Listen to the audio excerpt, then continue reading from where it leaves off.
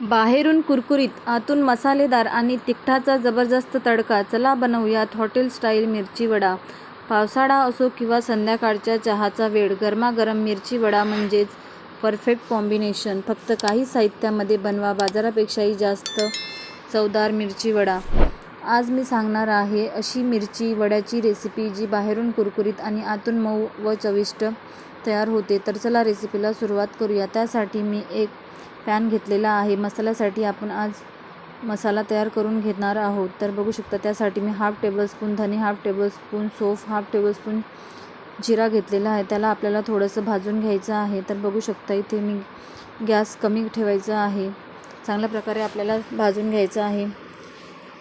भाजून झाल्यानंतर ते आपल्याला एका प्लेटमध्ये काढून घ्यायचं आहे आणि थंड करून आपल्याला मिक्सर ग्राइंडरमध्ये बारीक करू शकता. इथे मी खलबत्ता घेतलेला आहे. त्यामध्ये थोडंसं जाडसरच आपल्याला वाटून घ्यायचं आहे. तर बघू शकता इथे आपलं वाटून झालेलं आहे. त्यानंतर हे आपलं काढून घ्यायचं आहे. इथे आपल्याला जाडसरच ठेवायचं आहे. त्यासाठी मी काही मिरच्या घेतलेल्या आहे. ह्या कमी तिखटाच्या मिरच्या आहेत. त्यानंतर आपल्याला यामध्ये चाकूने कट लावून घ्यायचं आहे आणि त्यामधील बिया काढून घ्यायच्या आहे. बियामध्ये तिखटपणा असतो. तुम्हाला जर बिया ठेवायच्या असतील तर तुम्ही ठेवू शकता. इथे मी अशा पद्धतीने एक साईडला कट लावून घेतलेला आहे आणि त्यामधील ज्या संपूर्ण बिया असतात त्या मी काढून घेतलेल्या आहेत. तर बघू शकता अशाच पद्धतीने संपूर्ण ज्या मिरच्यांच्या बिया आहेत मी काढून घेतलेल्या आहेत. अशाच पद्धतीने संपूर्ण मिरच्या आपल्याला कट करून घ्यायच्या आहेत आणि त्यामधील संपूर्ण बिया काढून घ्यायच्या आहेत. तर बघू शकता इथे आपल्या दुसरी एक मिरचीसुद्धा मी अशा पद्धतीने तुम्हाला कट करून दाखवत आहे. अशाच पद्धतीने आपल्याला सगळ्या मिरच्यामधील बिया काढून घ्यायच्या आहेत.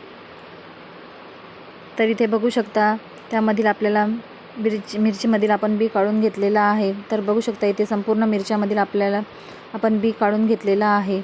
त्यानंतर आपण एक स्टफिंग तयार करून घेणार आहोत. त्यासाठी मी 2 उकळलेले आलू घेतलेले आहे. त्यामधील साल काढून घेतलेली आहे. त्यानंतर एक पॅन गरम करायला ठेवलेला आहे. त्यामध्ये 1 टेबलस्पून एवढं तेल घालून घ्यायचं आहे. तेल गरम झालं की त्यामध्ये आपल्याला 1 टेबलस्पून एवढी मोहरी घालून घ्यायची आहे. त्यानंतर मोहरी चांगली तडतडली की त्यामध्ये आपल्याला 2 मिरच्या बारीक कट करून घ्यायच्या आहेत. इथे मी कमी तिखटाच्या मिरच्या घेतलेल्या आहे. मिरच्यासुद्धा आपल्याला चांगल्या प्रकारे तेलामध्ये परतून घ्यायचं आहे. त्यानंतर त्यामध्ये थोडंसं अद्रक घालून घेत आहे. अद्रक थोडंसं खिचून घालून घेत आहे. अगदी थोडंसं घालून घ्यायचं आहे. त्यानंतर त्यामध्ये हाफ टेबलस्पून एवढी हळद घालून घेतलेली आहे. त्यानंतर हाफ टेबलस्पून एवढा मिरची पावडर मी घालून घेत आहे. त्यानंतर आपण जो मसाला तयार करून घेतलेला होता तो सुद्धा त्यामध्ये चांगल्या प्रकारे आपल्याला मिक्स करून घ्यायचा आहे आणि मसाला आपल्याला तेलामध्ये चांगल्या प्रकारे शिजवून द्यायचा आहे. गॅस आपल्याला कमीच ठेवायची आहे. त्यानंतर आपण जे आलू बॉईल करून ठेवलेले होते ते सुद्धा त्यामध्ये हाताने अशा प्रकारे मॅश करून घ्यायचे आहे. याऐवजी तुम्ही पावभाजी मॅशरने सुद्धा मिक्स करू शकता. तर बघू शकता इथे मी चांगल्या प्रकारे मिक्स करून घेत आहे. अशा पद्धतीने मसाला आपल्याला पलटून चांगल्या प्रकारे शिजू द्यायचा आहे. तर बघू शकता इथे मी मसाला चांगल्या प्रकारे मिक्स करून घेत आहे. तर आपला मसालासुद्धा तयार झालेला आहे. त्यामध्ये मी मीठ टाकायला विसरली होती. त्यानंतर थोडंसं चवीप्रमाणे मीठ घालून घेतलेलं आहे आणि परत चांगल्या प्रकारे आपल्याला मिक्स करून घ्यायचं आहे. आणि जे आलू थोडेसे जाडसर होते त्यांनासुद्धा चमच्याने अशा पद्धतीने आपल्याला बारीक वाटून घ्यायचं आहे. याऐवजी तुम्ही पावभाजी मॅशरचा सुद्धा वापर करू शकता. तर बघू शकता इथे मी चमच्यानेच बारीक करून घेतलेला आहे. त्यानंतर आपला मसाला तयार झालेला आहे. त्यावर थोडीशी कोथिंबीर घालून घ्यायची आहे. तर बघू शकता इथे आपले स्टफिंग तयार झालेली आहे. आपल्याला एका प्लेटमध्ये काढून थंड करून घ्यायची आहे. तर बघू शकता इथे मी मसाला एका प्लेटमध्ये काढून घेतलेला आहे आणि थंड करण्यासाठी ठेवलेला आहे. त्यानंतर आपल्याला ज्या मिरच्या आपण कट करून घेतलेल्या होत्या त्यामध्ये आपल्याला स्टफिंग भरून घ्यायची आहे. स्टफिंग एकदम जास्तच भरून घ्यायची आहे कारण तेलामध्ये टाकल्यानंतर ह्या मिरच्या श्रिंक होतात. तर बघू शकता त्यानंतर आपण चांगल्या प्रकारे सगळ्या मिरच्यामध्ये स्टफिंग घालून घेत आहोत. अगदी झटपट आणि कमी साहित्यामध्ये आपला हा मिरची वडा तयार होतो आणि अगदी घरच्या साहित्यात यामध्ये जास्त काही वस्तू लागत नाही. अगदी नवा शिकणारा जरी असला तरी ह्या मिरची वडा तयार करून घेऊ शकतो. तर त्यासाठी आपण बॅटर तयार करून घेणार आहोत.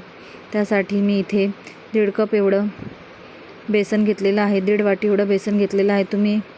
तुम्ही किती मिरची वडा बनवता त्यानुसार तुम्ही बेसन घेऊ शकता. तिथे मी 1.5 वाटी एवढं बेसन घेतलेलं आहे. त्यानंतर त्यामध्ये अगदी चिमूटभर एवढं हळद घालून घेतलेली आहे. त्यानंतर 1 टेबलस्पून एवढं मिरची पावडर घालून घेतलेलं आहे. कारण ह्या मिरच्या तिखट नसतात त्यामुळे मिरची पावडर मी थोडंसं जास्तच घालून घेतलेलं आहे. तुम्ही तुमच्या आवडीनुसार घालू शकता. त्यानंतर यामध्ये मी 1 टेबलस्पून एवढं मीठ घालून घेतलेलं आहे. चवीनुसार मीठ घालून घ्यायचं आहे. त्यानंतर 1/2 टेबलस्पून एवढा ओवा घेतलेला आहे. त्यानंतर हातावर असं थोडंसं क्रश करून त्यामध्ये घालून घ्यायचं आहे. त्यामुळे भज्याला आपल्या चांगली चव येते. तर बघू शकता त्यानंतर विस्करच्या सहाय्याने मी अशा पद्धतीने चांगल्या प्रकारे मिक्स करून घेत आहे, जेणेकरून त्यामधील गुठळ्या राहणार नाही आणि आपल्या मिरची पावडर, हळद वगैरे चांगल्या प्रकारे मिक्स लागेल. तर बघू शकता त्यानंतर थोडं पाणी घालून आपल्याला बॅटर तयार करून घ्यायचं आहे. बॅटर तयार करत असताना आपल्याला अगदी पातळही असं बॅटर तयार करून घ्यायचं नाही. मी व्हिडिओमध्ये दाखवल्याप्रमाणे थोडं पाणी घालून आपल्याला अगदी थोडंसं जाडसरच असं बॅटर तयार करून घ्यायचं आहे. तर बघू शकता इथे आपलं बॅटर थोडंसं घट्टसरच वाटतं, त्यामुळे मी पुन्हा एकदा थोडंसं पाणी घालून घेतलेलं आहे. आणि आपल्याला बॅटर अगदी अशा पद्धतीचं कन्सिस्टन्सीचं पाहिजे. अशा पद्धतीचं आपलं बॅटरसुद्धा तयार झालेलं आहे. तर चला आपण वडा बनवायला घेऊयात. तर बघू शकता इथे आपली स्टफिंग मिरचीसुद्धा तयार आहे. त्यानंतर आपण जो बॅटर तयार करून घेतलेला होता त्यामध्ये जवळपास 2 टेबलस्पून एवढं गरम तेल घालून घ्यायचं आहे. इथे मी तेल गरम करायला ठेवलेलं होतं.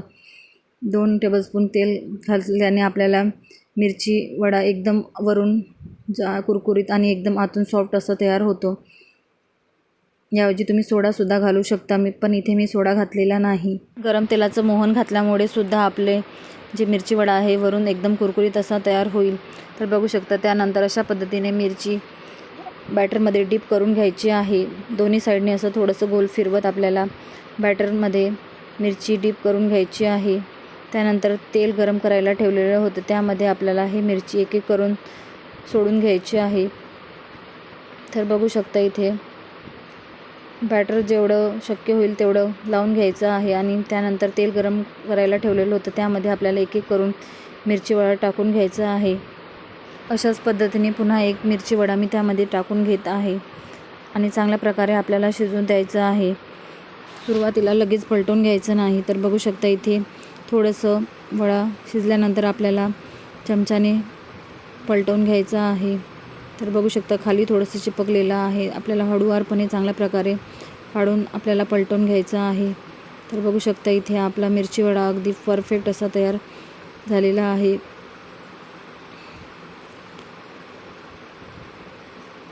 त्यानंतर अशा पद्धतीने हळूवारपणे आपल्याला मिरची वडा पलटवून घ्यायचा आणि चारही बाजूने आपल्याला चांगल्या प्रकारे शिजवून घ्यायचा आहे.